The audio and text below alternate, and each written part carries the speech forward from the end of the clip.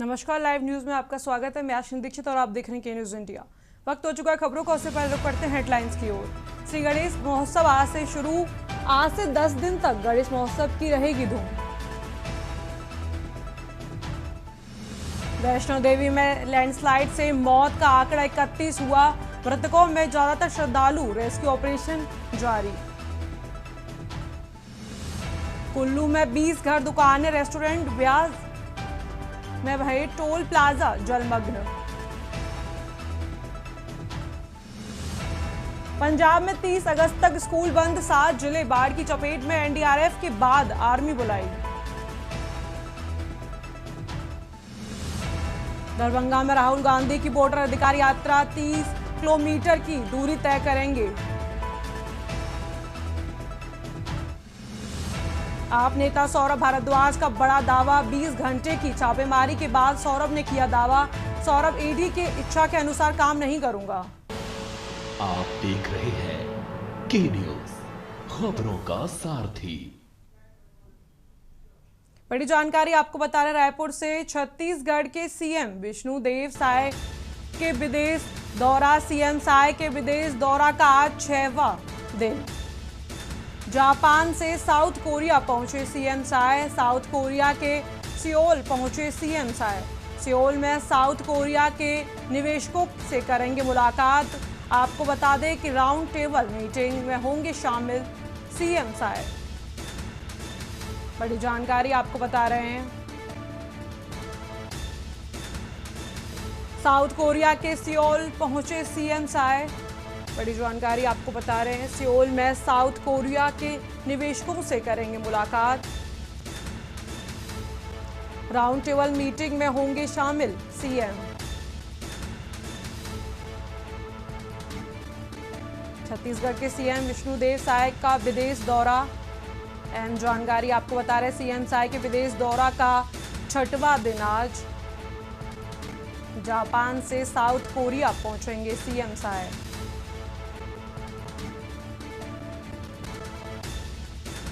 अहम जानकारी आपको बता रहे हैं, जापान से साउथ कोरिया पहुंचेंगे सीएम साय।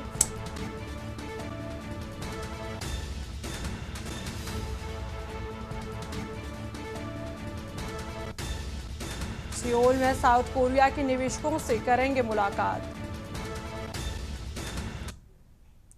सुकमा से आपको बड़ी जानकारी बता रहे हैं, जिले में बीते 24 घंटे से लगातार बारिश, नदी नाले उफान पर, बाढ़ की स्थिति निर्मित। तेज बारिश के चलते कई गांवों से संपर्क टूटे। आपको बता दें कि बाढ़ की स्थिति का जायजा लेने पहुंचे कलेक्टर देवेश कुमार ने किया बाढ़ प्रभावित क्षेत्रों का दौरा।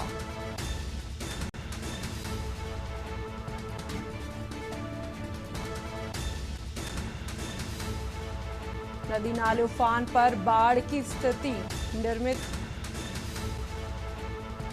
तेज बारिश के चलते कई गांवों से टूटे संपर्क। बड़ी जानकारी आपको बता रहे हैं, बाढ़ की स्थिति का जायजा लेने पहुंचे कलेक्टर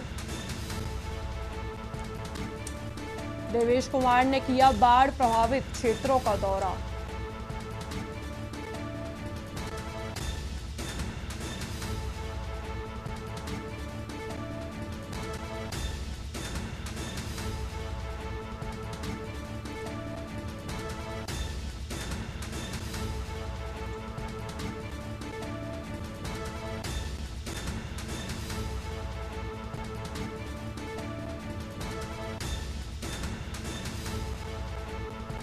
नदी नाले उफान पर, बाढ़ की स्थिति बनी हुई।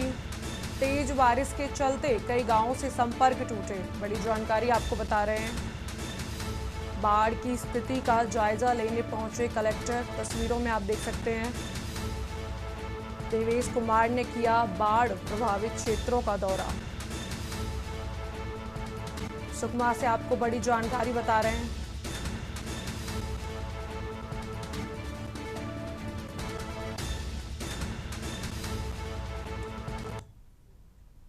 छत्तीसगढ़ के बेमेतरा जिला में अघोषित बिजली कटौती और लो वोल्टेज की समस्या से परेशान किसानों ने मंगलवार को सरदा सब स्टेशन का घेराव कर चक्का जाम किया। जनपद पंचायत अध्यक्ष शुभम वर्मा ने नेतृत्व में 8 गांव के सैकड़ों किसानों ने प्रदर्शन किया, जिसमें सरदा, सिंहदेही, जाऊं गांव, देवरी, बारगांव, पहांदा, अछोली और चेटुवा के ग्रामीण शामिल थे। प्रदर्शन के दौरान तहसीलदार बेरला, आशुतोष गुप्ता, थाना प्रभारी और विद्युत विभाग के अधिकारी मौके पर पहुंचे और किसानों को समझाया।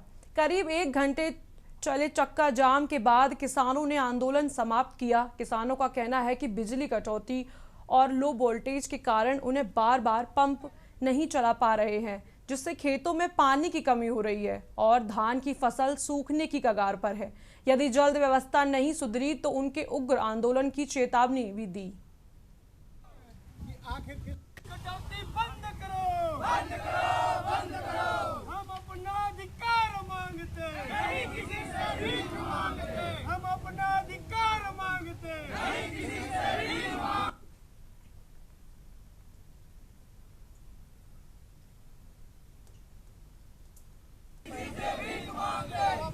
बिजली कटौती बंद करो, बंद करो, बंद करो। बिजली कटौती बंद करो, बंद करो, बंद करो। बिजली कटौती बंद करो, बंद करो, बंद करो। आखिर किस बिजली कटौती बंद करो, बंद करो, बंद करो। हम अपना अधिकार मांगते, नहीं किसी से भीख मांगते। हम अपना अधिकार मांगते, नहीं किसी से भीख मांगते। खबर पंजाब के पटियाला से है, जहां कुत्ते को बच्चे का सिर लेकर घूमते देखे जाने की सनसनीखेज घटना सामने आई। इस मामले को गंभीरता से लेते हुए पंजाब के स्वास्थ्य मंत्री डॉक्टर बलबीर सिंह ने तत्काल जांच के आदेश दिए और फॉरेंसिक टीम को अवशेष सौंपे। स्वास्थ्य मंत्री ने अस्पताल प्रशासन और पुलिस को निर्देश दिए कि मामले की हर पहलू से जांच की जाए। उन्होंने आश्वासन दिया कि राज्य सरकार इस घटना को पूरी गंभीरता से ले रही है और दोषियों को बख्शा नहीं जाएगा।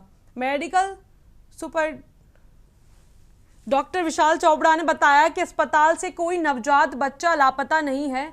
हाल ही में 3 बच्चों की मौत रिपोर्ट की गई, जिसके शव उचित दस्तावेजी प्रक्रिया के बाद परिजनों को सौंप दिए गए।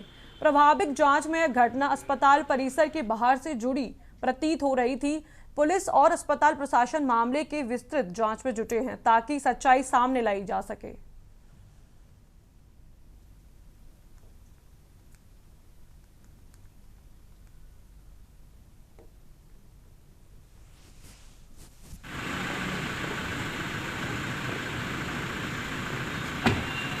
तो थोड़ी बैठने बंद होता है, छोड़ नहीं चाहिए टेंशन।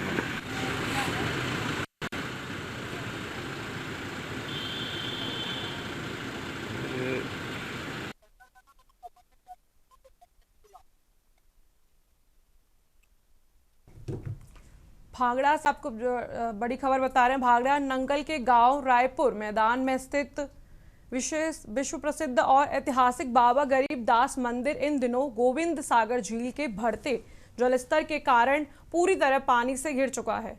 श्रद्धालुओं को अब नाव के सहारे मंदिर तक पहुंचाया जा रहा है ताकि वे दर्शन कर सकें।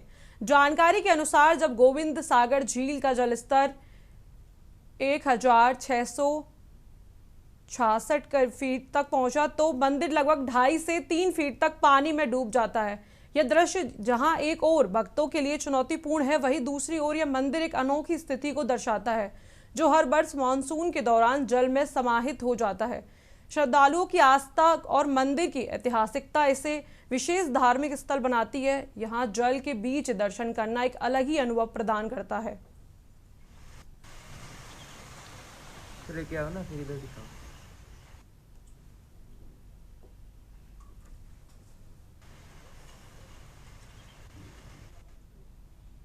मोंगा के एक निजी नर्सिंग होम से मरीज के परिजनों द्वारा मेल नर्सिंग स्टाफ मेवर रवि कुमार के साथ की गई मारपीट की घटना ने सनसनी फैला दी। रवि कुमार को गंभीर चोटें आई हैं, उनके सिर पर 17 टांके लगे हैं। घटना का पूरा वीडियो अस्पताल के सीसीटीवी कैमरे में रिकॉर्ड हो गया।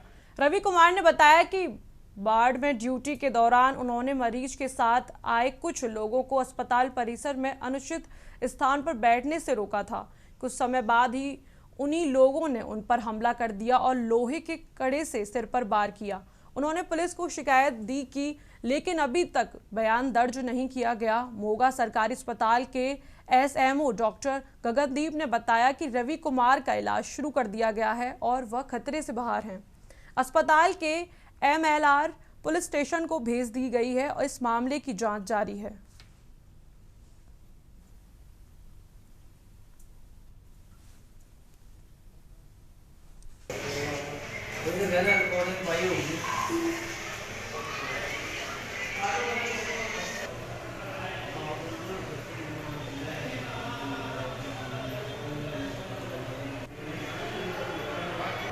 सर मैं उत्थे स्टाफ नर्स ਦੀ ਨਾਲ ਜੌਬ ਕਰਦਾ ਵਾਂ ਮੈਡੀਸਿਟੀ ਹਸਪੀਟਲ 'ਚ ਜਿਹੜੇ ਬਾਹਰ ਰੋਡ ਤੇ ਆ ਤੇ ਉੱਥੇ ਕੋਈ ਇੱਕ ਪੇਸ਼ੈਂਟ ਸੀਗਾ ਤੇ ਮੈਨੂੰ ਹਨਾ ਜਿਵੇਂ ਪੇਸ਼ੈਂਟ ਮਿਲੇ ਹੁੰਦੇ ਆ ਤੇ ਉਹ ਪੇਸ਼ੈਂਟ ਨਾ ਰੂਮ ਦੇ ਬਾਹਰ ਆ ਕੇ ਮਤਲਬ ਗੇੜੇ ਗੂੜੇ ਕੱਢਦਾ ਰਹਿੰਦਾ ਵਾ ਪਹਿਲਾਂ ਵੀ ਤੇ ਉਦੋਂ ਮਤਲਬ ਕਿ 12 ਵਜੇ ਦਾ ਟਾਈਮ ਸੀਗਾ ਤੇ ਸਰ ਦਾ ਰਾਊਂਡ ਸੀਗਾ ਸਰ ਡਾਕਟਰ ਸਾਹਿਬ ਦਾ ਤੇ ਮੈਂ ਉਹਨੂੰ ਆਇਆ ਕਿਹਾ ਕਿ ਉਹ ਨਾ ਬਾਹਰ ਚੇਅਰ ਤੇ ਬੈਠਾ ਸੀਗਾ ਮੈਂ ਕਿਹਾ ਤੁਸੀਂ ਨਾ ਅੰਦਰ ਚੱਲ ਜਾਓ ਕਿ ਡਾਕਟਰ ਸਾਹਿਬ ਦਾ ਰਾਊਂਡ ਆ ਤੇ ਐਂ ਕਰਕੇ ਹਨਾ ਮੈਂ ਉਹਨੂੰ ਬਸ ਇੰਨਾ ਕਿਹਾ ਤੇ ਉਹ ਕਿਤੇ ਮੈਂ ਜਦੋਂ ਕਹਿ ਕੇ ਜਾਣ ਲੱਗਾ ਕਿ ਤੁਸੀਂ ਬਈ ਆਪਦੇ ਰੂਮ 'ਚ ਚੱਲ ਜਾਓ ਸਾਨੂੰ ਡਾਕਟਰ ਸਾਹਿਬ ਬੋਲਣਗੇ ਤੇ ਅੱਗੋਂ ਮੈਨੂੰ ਉਹਨੇ ਗਾਲਾਂ ਗੂਲਾਂ ਕੱਢੀਆਂ ਤੇ ਹਨਾ ਮੈਨੂੰ ਹੋਰ ਵੀ ਕੁਝ ਕਹਿਦਾ ਕਹਿੰਦੇ ਕਿ ਇਹ ਚਾਵਲ ਜਿਹਾ ਬੋਲਦਾ ਮੈਂ ਉਹਨੂੰ ਬਸ ਇੰਨਾ ਕਿਹਾ ਕਿ ਵੀਰੇ ਥੋੜਾ ਹਨਾ ਕਿ ਸਹੀ ਤਰ੍ਹਾਂ ਬੋਲੋ ਮੈਂ ਤੁਹਾਨੂੰ ਕੁਛ ਐਡਾ ਮਾੜੀ ਚੰਗੀ ਨਹੀਂ ਕਹੀਗੀ ਤੇ ਬਸ ਇੰਨੀ ਕੀ ਗੱਲ ਪਿੱਛੇ ਹਨਾ ਕਹਿੰਦਾ ਕਿ ਤੂੰ ਫੇਰ ਕੀ ਕਰ ਲੇਗਾ ਤੇ ਐਂ ਬਹਿਸਬਾਜੀ ਜੀ ਹੋਣ ਤੋਂ ਬਾਅਦ ਫਿਰ ਉਹ ਆਪਦੇ ਕਮਰੇ 'ਚ ਚਲਾ ਗਿਆ। ਇਹ 12 ਵਜੇ ਦੀ ਗੱਲ ਸੀਗੀ।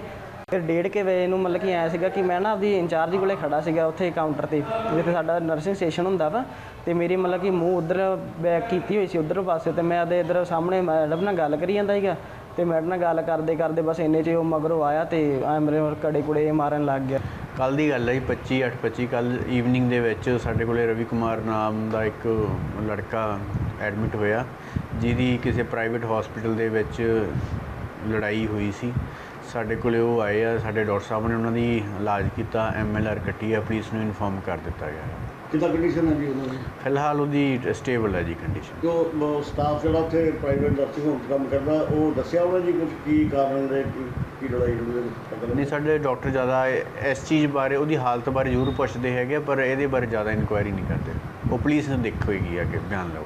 ਤੇ MLR ਕਰਤੀ? ਹਾਂਜੀ MLR ਹੋ गई है पुलिस ने इन्फॉर्म कर दिया गया। पटियाला के थापर टेक्निकल कॉलेज परिसर में स्थित लगभग 200 वर्ष पुराने गूगा माड़ी और शिव मंदिर को लेकर नगर निगम द्वारा जमीन खाली कराने की कार्रवाई का विरोध तेज हो गया। धार्मिक संस्थाओं, डेरा प्रमुख और किसान नेताओं ने इस कदम को गलत बताते हुए कॉलेज के मुख्य गेट के बाहर पंजाब सरकार और नगर निगम के खिलाफ धरना प्रदर्शन किया। प्रदर्शनकारियों का कहना है कि यह मंदिर स्थानीय आस्था का केंद्र है और इसे हटाने की कोशिश धार्मिक भावनाओं को ठेस पहुंचाने वाली है। उन्होंने आरोप लगाया कि नगर निगम जबरदस्ती और धक्केशाही से काम कर रहा है जिसे किसी भी सूरत में स्वीकार नहीं किया जाएगा। धरने में शामिल लोगों ने चेतावनी दी कि यदि मंदिर का नुकसान पहुंचाने की कोशिश की तो आंदोलन और तेज किया जाएगा।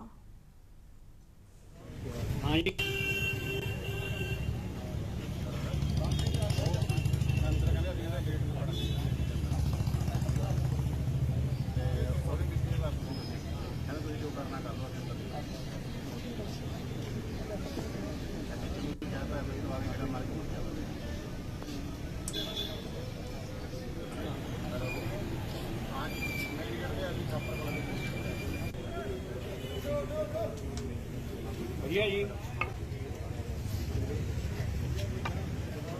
हाँ जी।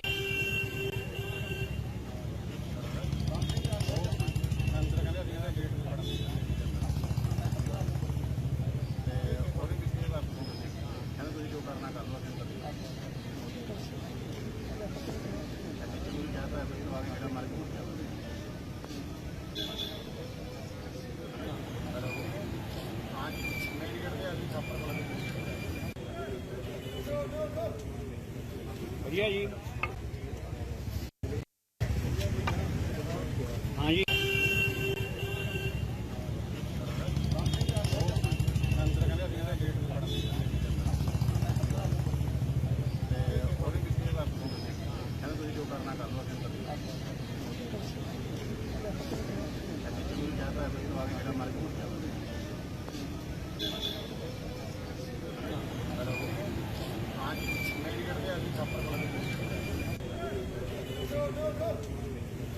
बढ़िया जी।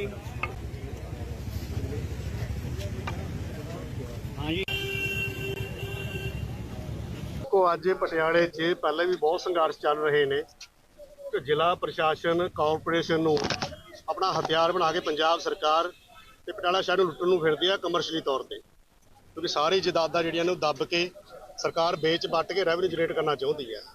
ਇਸੇ ਮੁਹਿੰਮ ਜਾਂ ਲਾ ਲਓ ਇਸੇ ਛੜਯੰਤਰ ਦੇ ਤਹਿਤ ਇੱਕ ਵਾਰ ਫੇਰ ਤੋਂ 200 ਸਾਲ ਪੁਰਾਣੀ ਗੁੱਗਾ ਮਾੜੀ ਜਿਹੜੀ ਥਾਪਰ ਕਾਲਜ ਦੇ ਵਿੱਚ ਹੈ, ਜਿਹੜਾ ਚਲੋ ਭਾਈ ਸਾਹਿਬ ਸਪੋਕਸ ਪਰਸਨ ਨੇ ਆਪਣੇ ਗੁੱਗਾ ਮਾੜੀ ਦੇ, ਜਿੱਥੇ ਗੁਰੂ ਮਹਾਰਾਜ ਦਾ ਸਥਾਨ ਵੀ ਹੈ ਤੇ ਉੱਥੇ ਸ਼ਿਵ ਮੰਦਿਰ ਵੀ ਹੈ। ਅੱਜ ਸਰਕਾਰ ਇੱਕ ਪਾਸੇ ਦਾ ਵਿਧਾਨ सभा 'ਚ ਬੇਦਬੀ ਦਾ ਬਿੱਲ ਲਿਆਉਣ ਨੂੰ ਫਿਰਦੀ ਹੈ।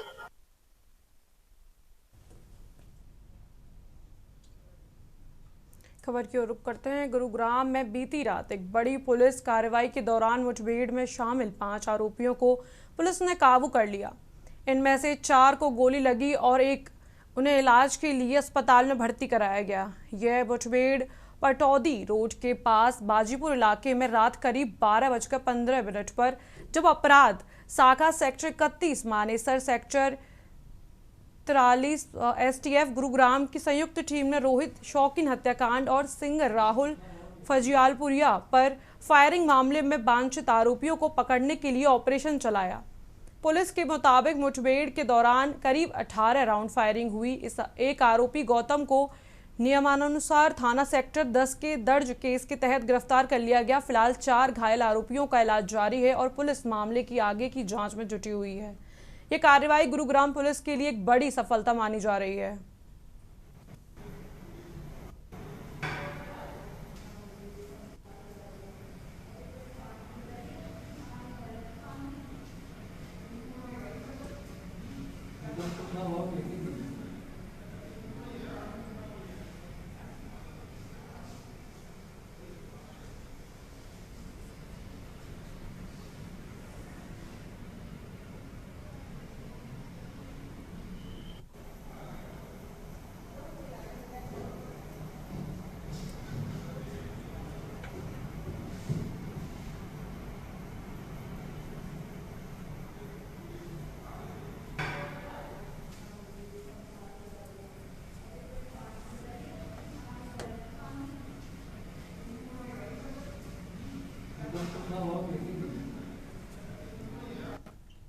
बड़ी जानकारी आपको बता रहे बुलंदशहर से। माफिया आरिफ पर बड़ी प्रशासनिक कार्रवाई।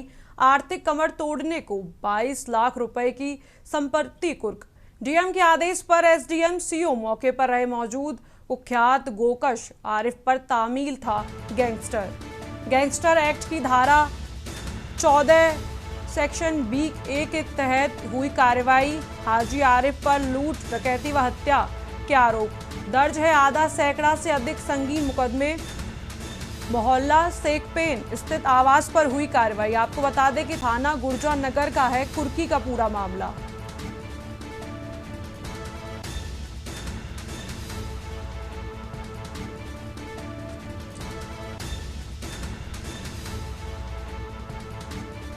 बड़ी जानकारी आपको बता रहे मोहल्ला सेकपेन स्थित आवास पर हुई कार्रवाई। माफिया आरिफ पर बड़ी प्रशासनिक कार्रवाई। बड़ी जानकारी आपको बता रहे बुलंदशहर से। आर्थिक कमर तोड़ने को 22 लाख रुपए की संपत्ति कुर्क।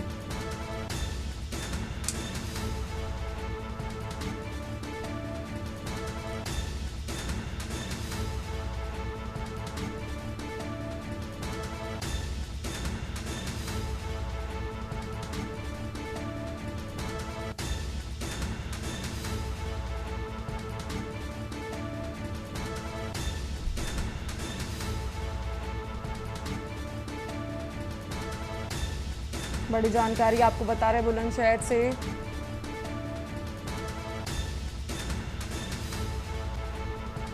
माफिया आरिफ पर बड़ी प्रशासनिक कार्रवाई। आपको बता दें कि आर्थिक कमर तोड़ने को 22 लाख रुपए की संपत्ति को किया कुर्क। डीएम के आदेश पर एसडीएम सीओ मौके पर रहे मौजूद।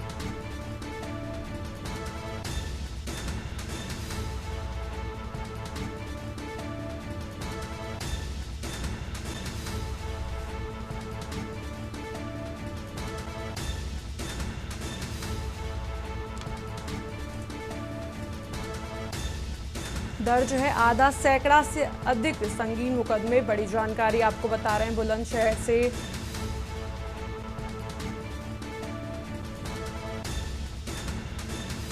माफिया आय पर प्रशासनिक बड़ी कार्रवाई। बड़ी जानकारी आपको बता रहे रायबरेली से। शहर में शुरू हुई गणेश महोत्सव की धूम। आज गणेश चतुर्थी से शुरू हुआ महापर्व। जगह जगह विराजित हो रहे हैं विघ्न विनाशक गणेश। शहर के विभिन्न स्थानों पर जारी है मूर्तियों की स्थापना। श्री जगमोहनेश्वर मंदिर से शुरू हुआ 8वां महोत्सव।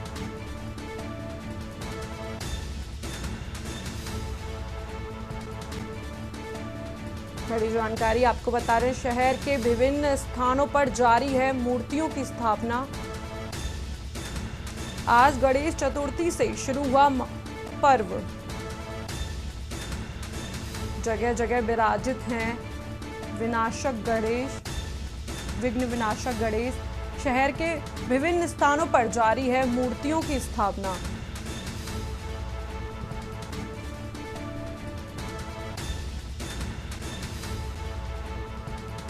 रायबरेली से आपको बड़ी जानकारी बता रहे शहर में शुरू हुई गणेश महोत्सव की धूम। आज गणेश चतुर्थी से शुरू हुआ महापर्व। बड़ी जानकारी आपको बता रहे हैं जगह जगह विराजित हो रहे हैं विघ्न विनाशक गणेश। शहर के विभिन्न स्थानों पर जारी है मूर्तियों की स्थापना।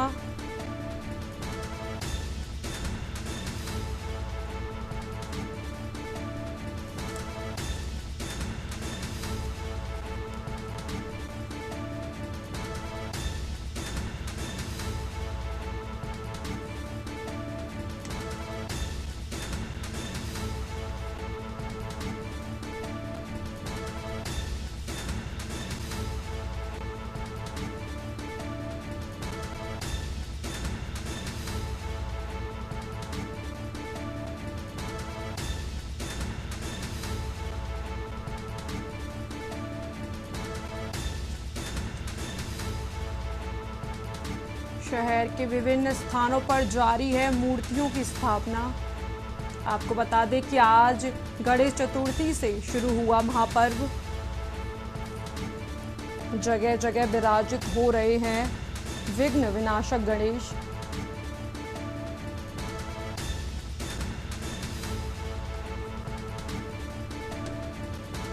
श्री जगमोहनेश्वर मंदिर से शुरू हुआ 8वां महोत्सव। जानकारी आपको बता रहे हैं शहर में शुरू हुई गणेश महोत्सव की धूम।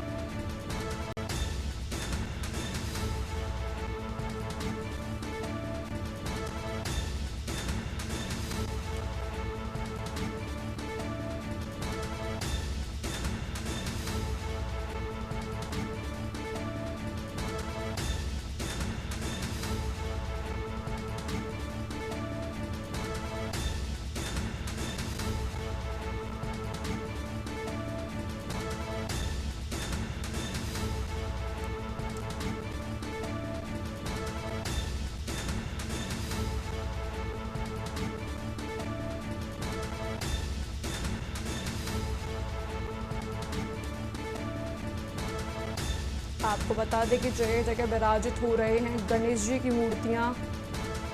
शहर के विभिन्न स्थानों पर जारी है मूर्तियों की स्थापना। आपको बता दें कि आज गणेश चतुर्थी से शुरू हुआ महापर्व।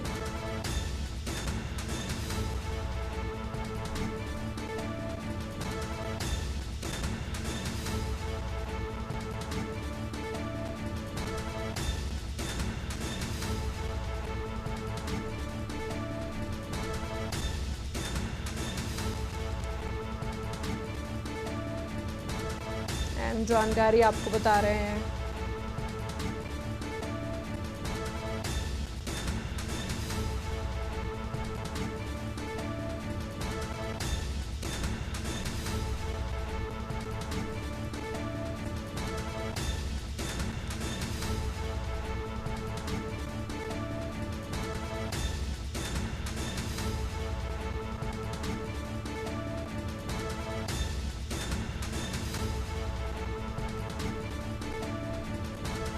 बड़ी जानकारी आपको बता रायबरेली से।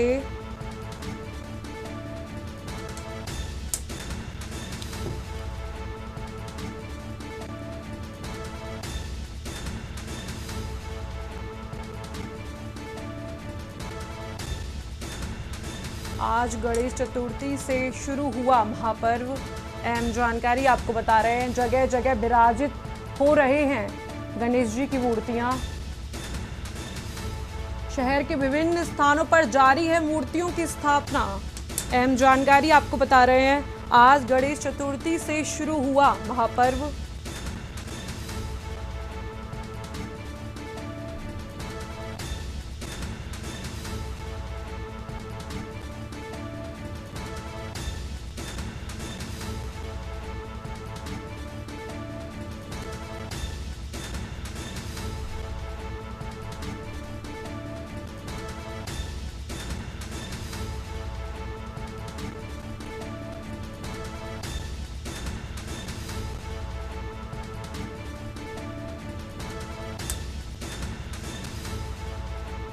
रायबरेली से आपको ये तस्वीरें दिखा रहे हैं।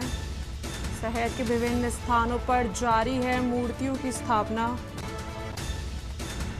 आपको बता दें कि आज गणेश चतुर्थी से शुरू हुआ महापर्व।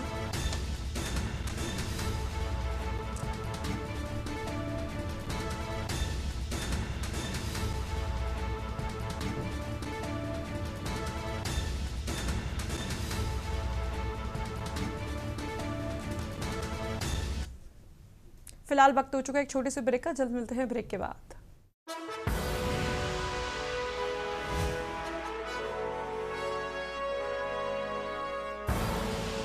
आप देख रहे हैं के न्यूज, खबरों का सारथी। ब्रेक के बाद आप सभी का स्वागत है। लाइव न्यूज में मैं हूं आपके साथ गरिमा वाजपेयी। खबरों में आगे बढ़ेंगे। लखनऊ से बड़ी जानकारी आपको हम बताते हैं। इसी बीच बड़ी खबर सामने आ रही है। अहम जानकारी आपको हम बता दें, नो हेलमेट नो फ्यूल, विशेष सुरक्षा को लेकर अहम जानकारी आपको हम बता रहे हैं।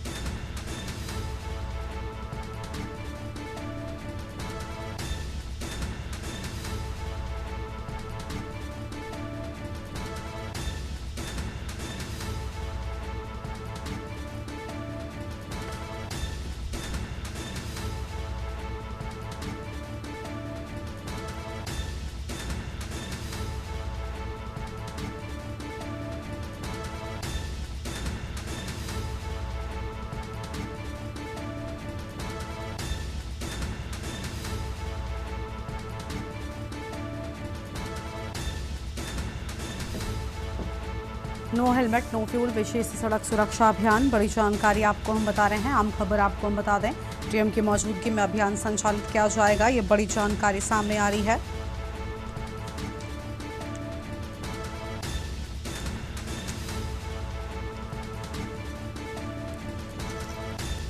लखनऊ से बड़ी खबर,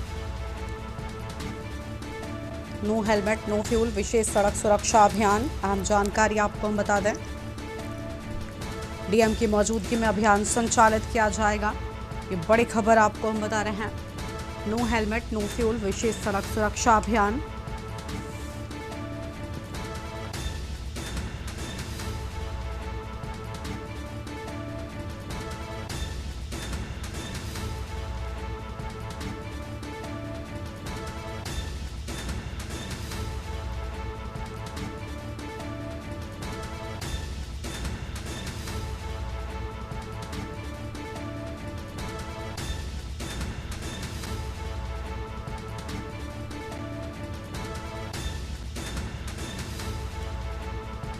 आम जानकारी आपको हम बता रहे हैं, नो हेलमेट नो फ्यूल विशेष सड़क सुरक्षा अभियान। आम जानकारी, डीएम की मौजूदगी में अभियान किया जाएगा संचालित। बड़ी खबर आपको हम बता रहे हैं।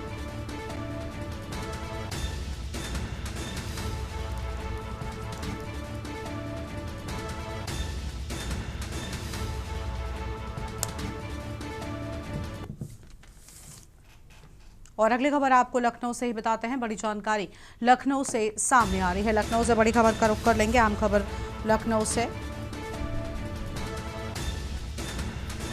मुख्यमंत्री योगी देंगे 2438 नियुक्ति पत्र। बाल विकास विभाग में नियुक्ति की बात। पारदर्शी चयन प्रक्रिया से हुआ अभ्यर्थियों का चयन। अहम जानकारी आपको हम बता रहे हैं। लोक भवन सभागार में होगा नियुक्ति पत्र वितरण। अहम जानकारी आपको हम बता दें। मिशन रोजगार से 8.5 लाख युवाओं को सरकारी नौकरी। अहम जानकारी आपको हम बता रहे हैं।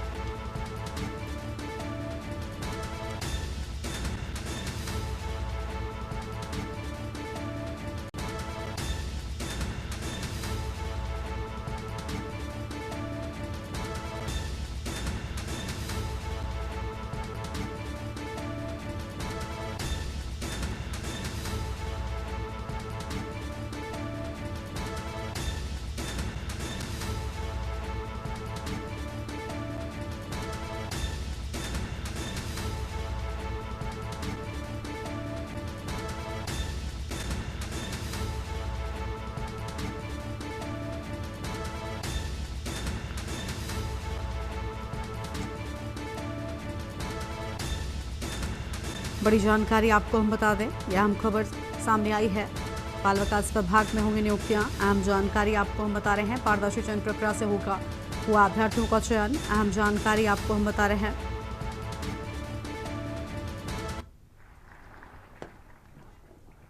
लखनऊ से बड़ी जानकारी आपको हम बता दें। मुख्यमंत्री देंगे 2438 नियुक्ति पत्र।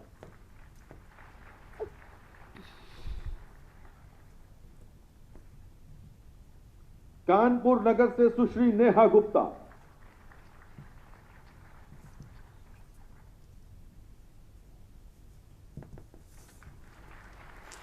गोरखपुर से कुमारी संजू मौर्य,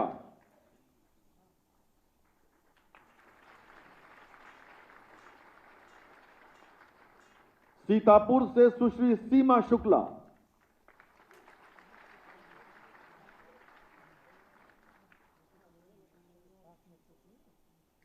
सीतापुर से ही सुश्री हेमलता राज,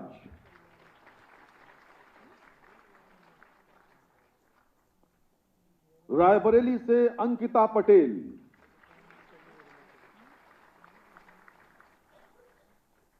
आगरा से नेहा टेंगुरिया,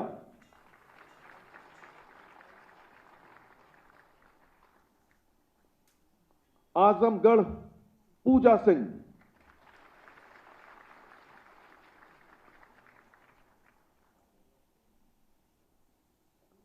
और अब फार्मासिस्ट शामली के नितिन कुमार,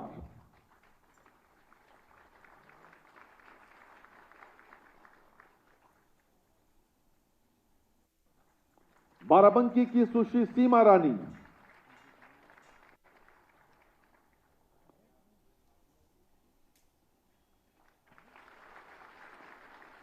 और मैनपुरी के विकास कुमार।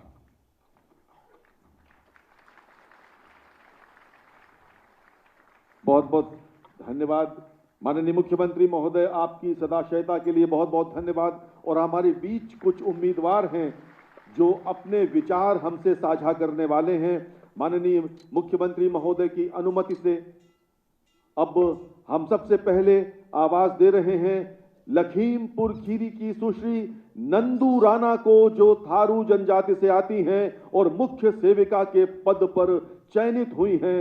सुश्री नंदू राणा जी, समय लेने के लिए धन्यवाद। नमस्ते सर, मैं नंदू राणा जनपद लखीमपुर खीरी के दुधवा नेशनल पार्क के जंगलों में स्थित थारू समाज के क्षेत्र से ग्राम सुरमा की रहने वाली हूँ। सर, मैं बता दूं कि मैं उस जगह से आई हूँ जहाँ आज भी मूलभूत आवश्यकताओं की कमी है, जैसे इंटरनेट, बिजली और सबसे बड़ी समस्या है उच्च शिक्षण संस्थान। सर, मैं बता दूं कि मेरा अब तक का सफ़र बहुत ही संघर्षमय रहा है। मेरे पति जो हैं छोटे से कृषि हैं और मैं गांव के ही सरकारी स्कूल में शिक्षा मित्र के पद पर कार्यरत रही हूं। सर, शिक्षण कार्य और परिवार के दायित्वों के बीच ही मैंने आगे की तैयारी की और आज अधीनस्थ सेवा चयन आयोग के माध्यम से मुख्य सेविका के पद पर चयन हुई हूँ।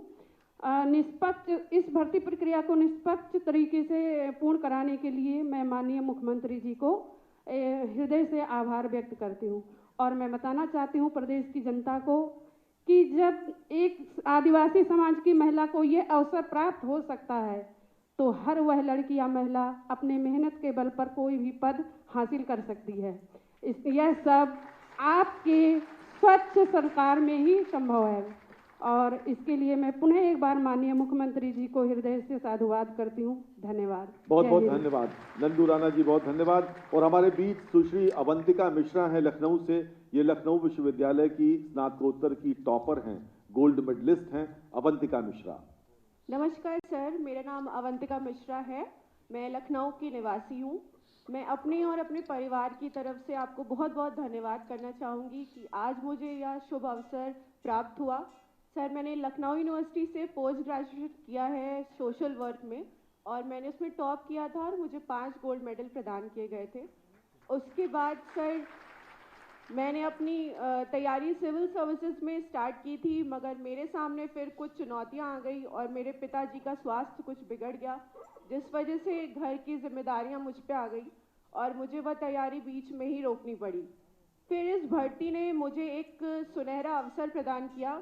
यह भर्ती एक अवसर की तरह मेरे पास आई और मैंने अपने पूरे प्रयास से, पूरी मेहनत से इसमें सफलता हासिल की। मैं आपका धन्यवाद करना चाहती हूँ कि आपने पूरी पारदर्शी तरह से और बिना किसी भेदभाव के इस भर्ती को पूरा कराया और आज मुझे यह शुभ अवसर प्राप्त हुआ। सर, आपका बहुत बहुत धन्यवाद। बहुत बहुत धन्यवाद अवंतिका जी। और हमारे बीच प्रतापगढ़ की सुश्री श्रेया पांडे हैं और श्रेया जी ने मुख्य सेविका की परीक्षा में सर्वोच्च स्थान प्राप्त किया है। श्रेया जी, कृपया अपने अनुभव साझा कीजिए।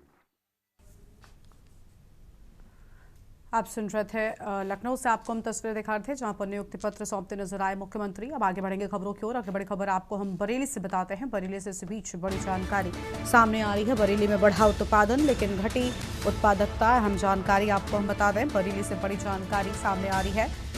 दालों में आगे, गन्ने में पिछड़ा बरेली जिला। बड़ी खबर आपको हम बता रहे हैं।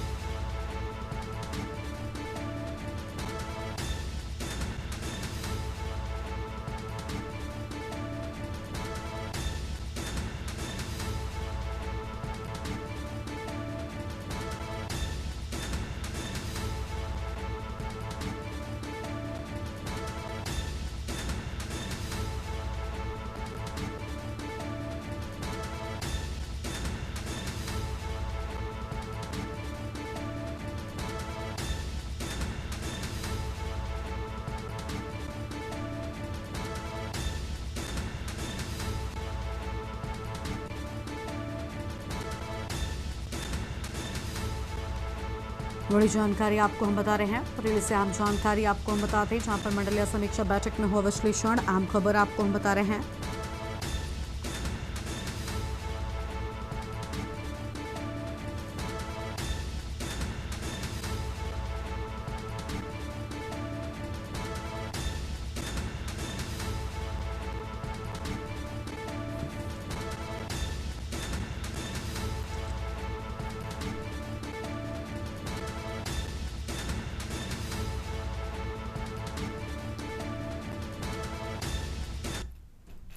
और अब एक बार फिर से आपको लखनऊ लेकर चलते हैं, जहां पर यूपीपीएससी द्वारा चयनित मुख्य सेविकाओं को नियुक्ति पत्र सौंपने के बाद क्या कुछ कह रहे हैं मुख्यमंत्री, सुनाते हैं आपको।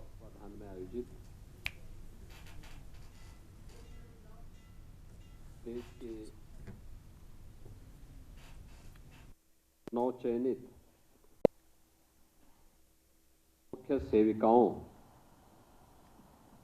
और फार्मासिस्टों के चयन के उपरांत नियुक्ति पत्र वितरण के आज के समारोह में उपस्थित प्रदेश के वित्त और संसदीय कार्य विभाग के मंत्री श्री सुरेश कुमार खन्ना जी, महिला और बाल विकास विभाग की मंत्री श्रीमती बेबी रानी मौर्य जी, राज्य मंत्री श्रीमती प्रतिभा शुक्ला जी, प्रमुख सचिव महिला कल्याण और बाल विकास विभाग श्रीमती टीना जौहरी जी, आज के इस कार्यक्रम में उपस्थित सभी नवचयनित मुख्य सेविकाएं, फार्मासिस्टगण और प्रदेश के सभी 75 जनपदों में जहां पर यह नियुक्ति पत्र वितरण के कार्यक्रम हो रहे हैं, उन सभी स्थलों पर उपस्थित प्रदेश सरकार के हमारे सभी मंत्रीगण, सभी जनप्रतिनिधिगण और नियुक्ति पत्र प्राप्त करने वाले सभी अभ्यर्थीगण और उपस्थित बहनों और भाइयों, 2438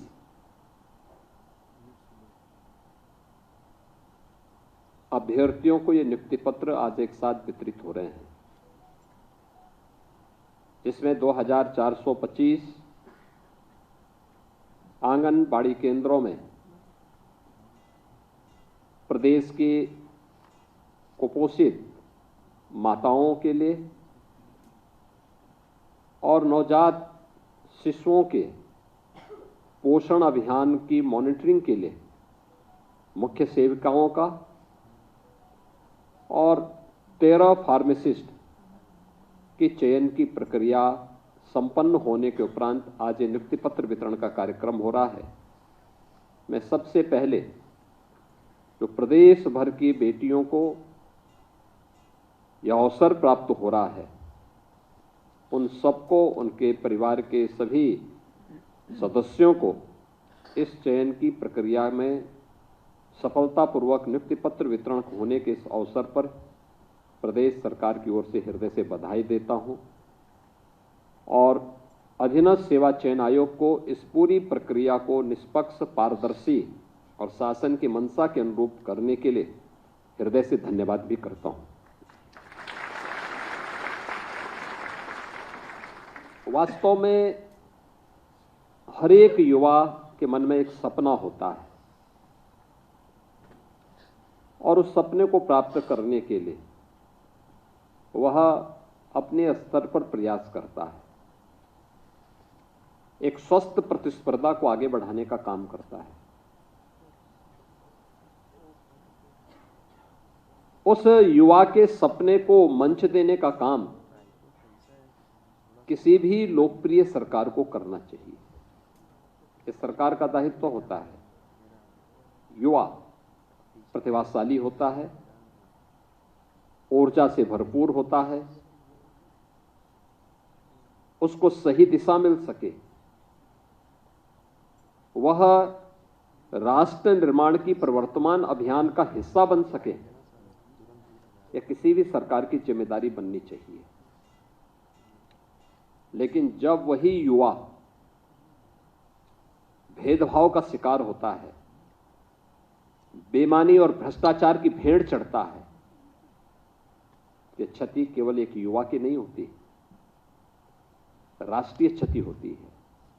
राष्ट्र उस प्रतिभा से वंचित होता है, पीढ़ियां उस प्रतिभा से वंचित होकर के, कुंठित होकर के निराशा और हताशा की ओर जाती है। दुर्भाग्य से लगभग 2 दशक तक उत्तर प्रदेश एक लंबे समय किस हताशा निराशा के जाल में फंस करके पूरी तरह अंधकार के युग में जा चुका था। 2017 के पहले यही होता था, नियुक्ति नहीं हो पाती थी। अगर नियुक्ति कहीं से आ भी गई तो उसमें बंदर बांट होता था। बेईमानी और भ्रष्टाचार इस कदर में होती थी कि योग्यता के आधार पर किसी भी युवा को उसका चयन नहीं मिल पाता था। परिणाम होता था न्यायालय को हस्तक्षेप करना होता था, और उसके बाद फिर ये मामले आगे बढ़ते थे। परिणाम क्या रहा? उत्तर प्रदेश की नियति हो गई थी बीमारू राज्य बनने की। उत्तर प्रदेश को परमात्मा ने, प्रकृति ने बीमारू नहीं बनाया था। बेईमान राजनीतिक दलों ने उत्तर प्रदेश को बीमारू बनाया था। मानसिक रूप से बीमार लोगों ने उत्तर प्रदेश को बीमार बनाया था। ये उत्तर प्रदेश अपनी प्रकृति से और प्राकृतिक संसाधनों से दुनिया का सबसे समृद्ध प्रदेशों में से गिना जाता है, लेकिन यहां की बीमार मानसिकता की राजनीतिक दलों ने, सत्ताधारी दलों ने उत्तर प्रदेश को बीमारू राज्य की श्रेणी में ला करके खड़ा कर दिया था। युवाओं के सामने पहचान का संकट खड़ा हुआ तो उत्तर प्रदेश के सामने पहचान का संकट खड़ा हुआ। आज मैं देख रहा था ये नियुक्ति पत्र वितरण के दौरान, इसमें आजमगढ़ के भी युवाओं को सेवा का अवसर प्राप्त हुआ है, अमरोहा को भी प्राप्त हुआ है, शामली को भी प्राप्त हुआ है, लखनऊ, कानपुर, आगरा, गोरखपुर, वाराणसी, प्रयागराज, ये जनपद ऐसे हैं जहां पर एक प्रतिस्पर्धा है, लोगों के लिए साधन है। लेकिन लखीमपुर खीरी और नेपाल बॉर्डर के दुधवा नेशनल पार्क के जंगलों के बीच थारू जनजाति से जुड़ी हुई कोई बेटी चयन हो जाती है तो मान के चलिए चयन की प्रक्रिया पारदर्शी हुई है।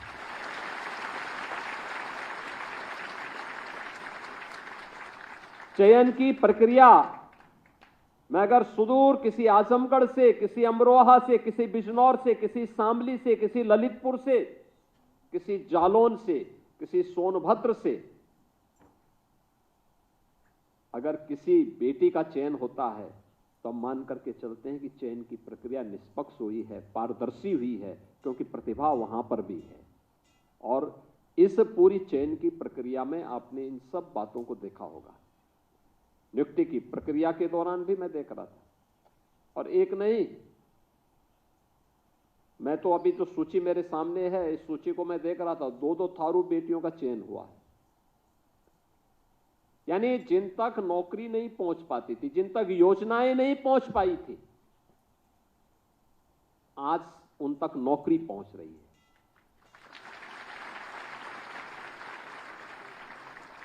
ये उत्तर प्रदेश बीमार नहीं था, उत्तर प्रदेश को बीमार किया गया था। यह देश 1947 के बाद भी 1960 के दशक तक उत्तर प्रदेश देश का सबसे अग्रणी प्रदेशों में से गिना जाता था। देश के अंदर उत्तर प्रदेश का योगदान 14% से अधिक माना जाता था। लेकिन 1960 के बाद से लगातार गिरावट जो आई,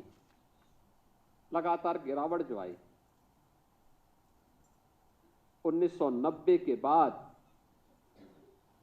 लगातार इसमें और तीव्रता के साथ ये गिरावट आती गई, और 2017 आते आते उत्तर प्रदेश का देश के विकास में योगदान 8% से भी कम हो गया था। हर शासन की योजना में उत्तर प्रदेश पीछे होता था। क्या खाद्यान्न उत्पादन में, क्या प्रदेश के अंदर इंफ्रास्ट्रक्चर में, क्या इन्वेस्टमेंट में, किसी भी फील्ड में उत्तर प्रदेश एकदम पिछड़ता गया। यहां के नौजवान कहीं उत्तर प्रदेश से बाहर जाते थे, यहां तो नौकरी नहीं मिलती थी, कोई रोजगार नहीं होता था। लेकिन यहां का नौजवान जब उत्तर प्रदेश से बाहर जाता था तो बाहर जाकर के भी उसके सामने पहचान का संकट खड़ा होता था। आज मैं देख रहा था आजमगढ़ का नौजवान भी जब यहां पे चयन हुए हैं, आजमगढ़ की बेटियां भी जब चयनित हुई हैं, मैं देख रहा था एक समय होता था आजमगढ़ का नाम लोग सुनकर के डरते थे, उसके नाम से पहले ही उनको बाहर कर देते थे। होटल और धर्मशाला में रूम नहीं देते थे लोग। ये स्थिति किन लोगों ने बनाई? इन लोगों ने बनाई जिन लोगों ने प्रदेश को दंगों की आग में झोंक करके प्रदेश के सामने पहचान का एक संकट खड़ा किया था, जिन्होंने उत्तर प्रदेश को अपने परिवार के लूट का एक अड्डा बना दिया था, जिन लोगों के कारण पहचान के भीषण संकट के दौर से उत्तर प्रदेश को गुजरना पड़ा था, वे उस बीमारी के कारण थे और उस बीमारी को समझने की आवश्यकता है। और ये आपका सौभाग्य है। याद रखना, कार्य कोई बड़ा नहीं होता, कोई छोटा नहीं होता। जहां अवसर मिले वहां अपनी प्रतिभा का भरपूर उपयोग करिए और याद रखना, आगे के बढ़ने की संभावना अपने आप आपके जीवन में आती हुई दिखाई देगी जब भी आप ईमानदारी के साथ, पूरी प्रतिबद्धता के साथ अपनी जिम्मेदारियों का निर्वहन करेंगे। तो न केवल आपके लिए आगे बढ़ने के अवसर होंगे, बल्कि प्रकृति और परमात्मा की कृपा भी आप पर उसी प्रकार से बनेगी जिस प्रकार से आपने इस पूरी व्यवस्था के साथ देखा होगा। आज आप इस बात को कह सकते हैं कि चयन की प्रक्रिया में आपके साथ न भेदभाव हुआ है, तो आपको भी किसी के साथ कोई भेदभाव नहीं करना। 25 करोड़ जनता के लिए आपको सेवा का अवसर प्राप्त हो रहा है। और याद करना, ये मिशन रोजगार के साथ हम लोग नियुक्ति पत्र वितरण के कार्यक्रम को इसीलिए जुड़ते हैं क्योंकि प्रधानमंत्री जी इस बात को कहते हैं कि यह इस बात का संकेत होना चाहिए कि किसी के साथ अन्याय नहीं हुआ है, न होना है। तो अगले व्यक्ति की भी गारंटी होनी चाहिए कि वह भी इस बात की गारंटी के साथ जुड़े कि कोई भेदभाव हम भी नहीं होंगे। लखनऊ से आप सुन रहे थे मुख्यमंत्री योगी आदित्यनाथ को, जिनकी ओर से अहम बातें कही गई हैं।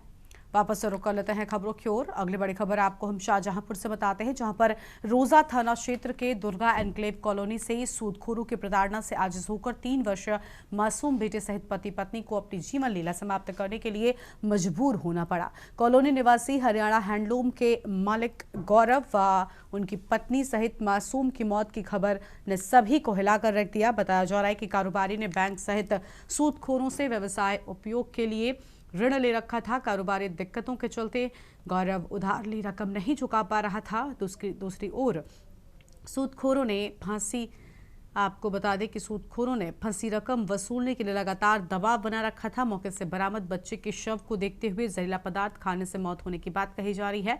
चर्चा है कि स्वयं की जान देने से पहले पति पत्नी ने सीने पर पत्थर रखकर अपने जिगर के टुकड़े को जहरीला पदार्थ निगला दिया। इसके बाद स्वयं पंखे से लटककर फांसी के फंदे से झूलकर मौत को गले लगा लिया।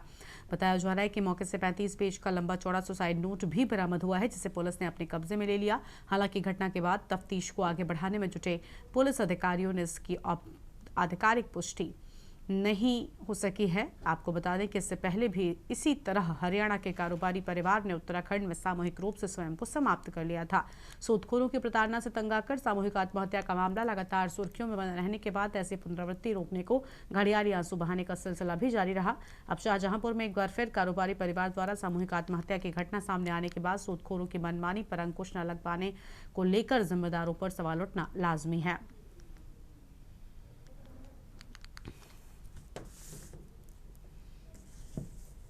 हुआ है थाना में, ये हस्बैंड वाइफ और एक बच्चा भी था इनका छोटा।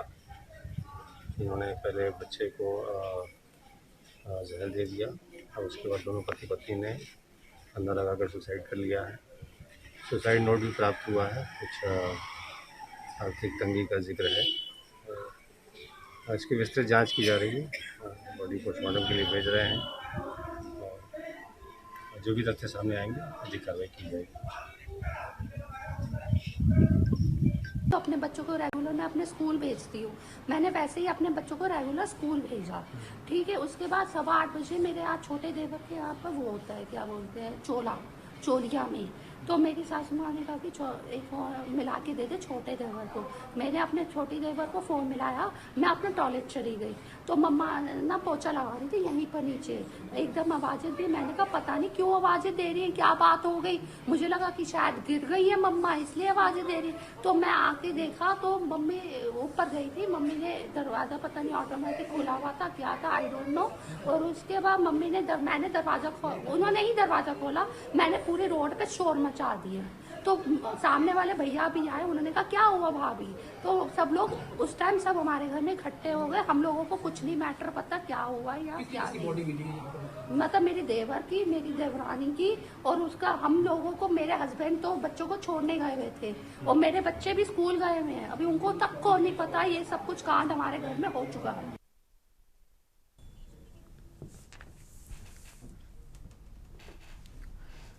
इस बुलेटिन में इतना ही। तमाम बड़ी खबरों के लिए आप देखते रहिए न्यूज़ इंडिया। नमस्कार।